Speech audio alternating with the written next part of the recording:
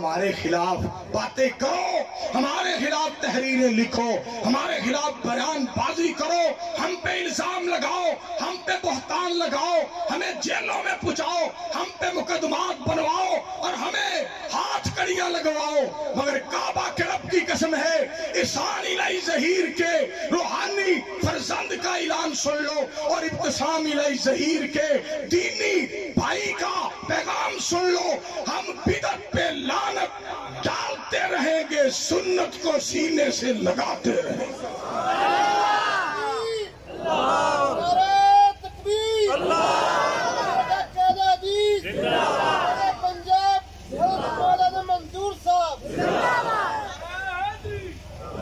ٹھیک ہے، پتہ لگ گیا تم ہی حلال ہے۔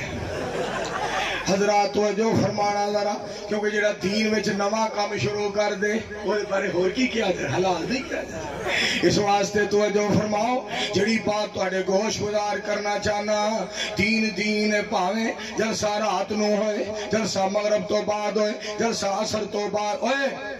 آواز آئی نا میں مار مار کے لتر کھانا جو تو کر دینا چول جائے نا ہون، بکواس بند کر۔